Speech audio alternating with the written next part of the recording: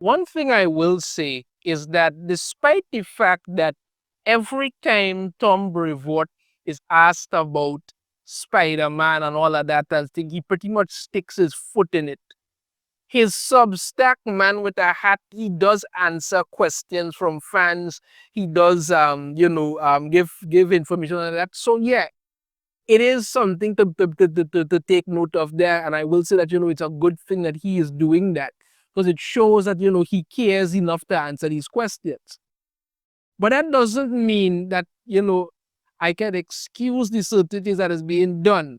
Because at this point now, people, Tom Brevoort has just come out and say it. Listen, if you don't like the fact that Peter Parker, Spider-Man, and Mary Jane are never going to be together, then just stop reading the book.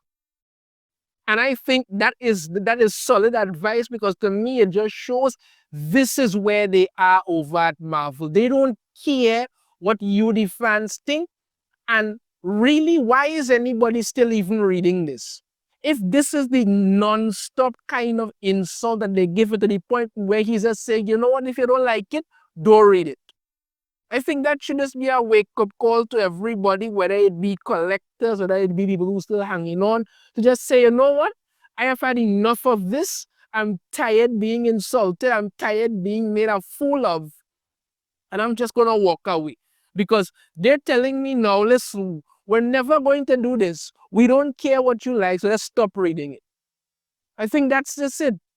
I think this is just the wake-up call. People realize, you know what, it's time to just go. Let's get into this so you'll understand the whole score how this worked out. This article here comes from Bounding into Comics. Marvel Comics executive editor says Peter and MJ's marriage should have no bearing on fan investment because things change in the world of Spider-Man all the time. The problem is that things don't change in the world of Spider-Man. Things keep regressing in the world of Spider-Man.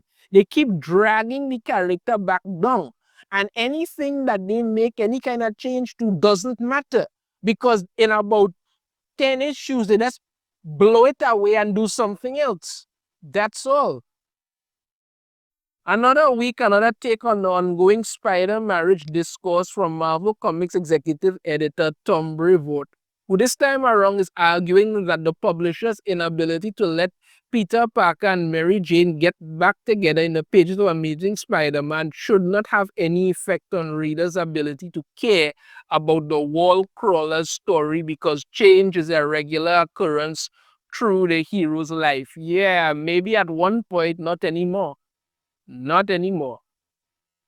Brevoort offered his latest thought on the topic of Peter and MJ's relationship as he usually does while answering fan questions on the latest edition of his weekly Man with a Hat Substack blog.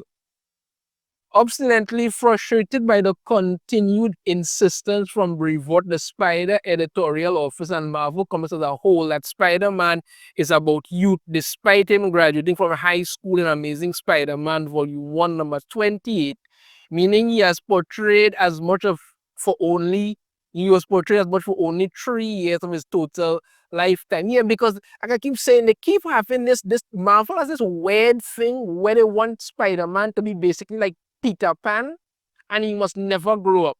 He was literally only in high school and for like 3 years, as they say, and that was it. But they don't ever want to do that. They keep saying, Spider-Man has to keep going back.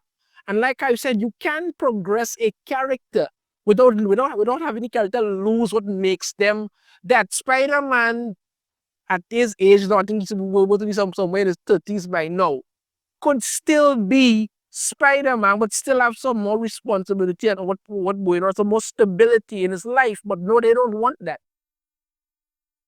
Right, so they say he cannot go forward, and fan pointed out to the editors his attempts to defend this narrative and question. So this is what the fan had to say. So nothing in Amazing Spider-Man is going to really matter in the long run. Then why should I care what happens in it? Getting rid of the marriage got rid of any sense that what happens in Amazing Spider-Man going forward with the character will really matter. That's essentially true. That's essentially true. In turn, Brevoort asserted, I think you have a very limited grasp as to what constitutes nothing. And here we go. Here we go with the I'm better than you nonsense. Let's continue.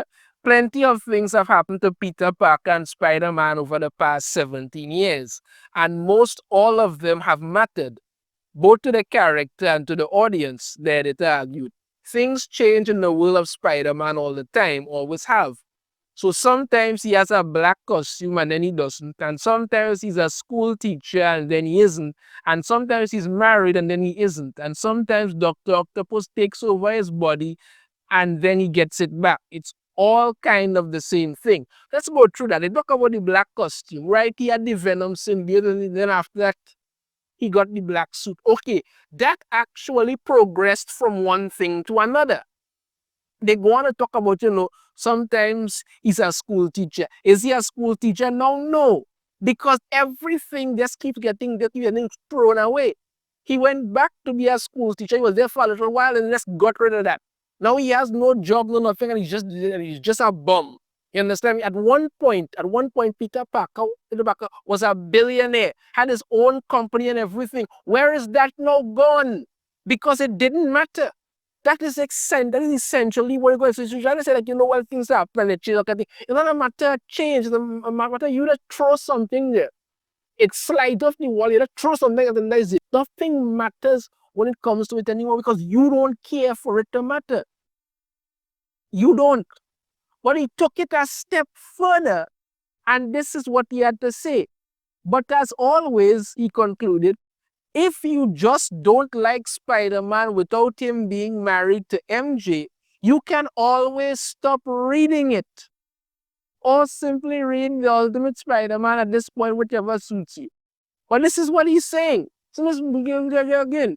If you just don't like Spider-Man without him being married to MJ, you can always stop reading it. This is what he's saying, people. This is it now. Don't get me wrong. Tom Brevoort is not in charge of Spider-Man over at Marvel. He hasn't been in charge of Spider-Man over at Marvel for a very long time. But he does work there. He's currently leading up the X-Men office, which is also a freaking disaster. But that's what he's saying. But as an executive editor over at Marvel, Tom Brevoort is saying to the fans, listen, if you just don't like Spider-Man without him being married to MJ, you can always stop reading it. Because as far as they are concerned, we are not going to listen to you. Now, hear the thing. People are not clamoring for Spider-Man and Mary Jane to be together solely because they want Spider-Man and Mary Jane to be together. Yes, that is a real point. But the reason people are saying is that because when Spider-Man and Mary Jane were together, you were getting some of the best Spider-Man stories that it had. The character was moving, evolving like that. Now they have regressed all of that, and he's just basically a loser now. And they're acting like, you know what, you're supposed to be happy with that. So Tom Brevoort is out there telling you, no, he could have handled this differently and said, listen, we are currently working on something with Spider-Man right now, right? And the thing is that we're just asking you to give us a little bit of time. We have something in the works. That's going to be really amazing, going to be a really big payoff and all of that. Or, listen, we as a company hear what you're saying. We understand what you're saying. We see that you, as the fans, want this to happen. We are going to work on this, on getting this back together. But we have a story that we have to tell that leads up to this. So give us a little bit of time and let us do that, and you will get the payout of Spider-Man and Mary Jane back together and Spider-Man progressing again. But no, he's basically out there telling you, listen, if you don't like the fact that they're not together, then just don't read it. And I'm telling you, if this is not a wake-up call for the fans to realize it's time to drop this book, I don't know what else could be. Because he's just telling you, no, listen, just don't read it. We don't care. We're not doing this for you. Just don't read it. Go wherever the hell you want. That's not our business. We don't care. That is how they look at it. That is how look at that. He has just come out here now. And I mean, I will at least give Tom Brevoort thing. I mean, maybe he's frustrated, but at least he's being honest here and saying, listen, if you don't like it, let's stop reading it. At least he's being honest at that point. Of course, just like with his previous attempt to deflect from the fact that Peter and MJ being married with kids in Ultimate Spider-Man Volume 3 is one of the major reasons for his blowout success. Brevoort's argument that Spider-Man is also about change is completely disingenuous, yeah? In truth, it's the fact that Marvel Comics won't actually let Peter change that rests at the center of these specific frustrations. Completely. They won't do it. Notice how every point made by Brevoort centers on an element of the web slinger story that are inherently malleable and temporary. It's not unusual for someone to try out a different fashion style, find a new job every now and again, or go through a rough emotional patch where they lash out at those closest to them. And in the case of superheroes, have such a change be the direct result of supervillain manipulation. Oh, exactly. Spider-Man went with the black outfit, like I said, after what happened with the whole Venom symbiote thing. Okay, he got a job, that okay. Then he got his body taken over by Doctor. These things are just temporary that happen. But what exactly has happened to Peter Parker long term? What has happened to him to really grow the character? Nothing.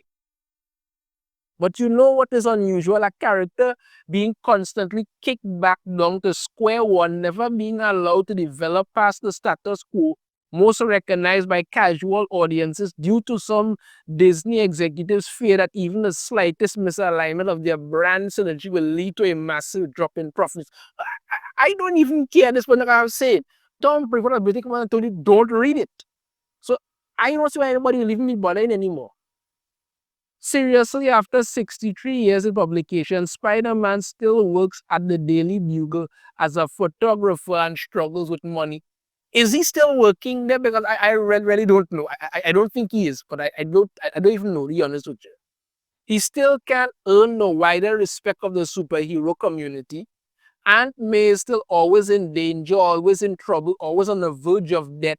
And hell, with her upcoming resurrection as the Earth 616 Gwenpool proper, the hero's romantic life is in some way, shape, or form yet again going to revolve around Wednesday. So like I say, you talk about how he's working at the Daily Bugle as a photographer. He's a grown man in his 30s.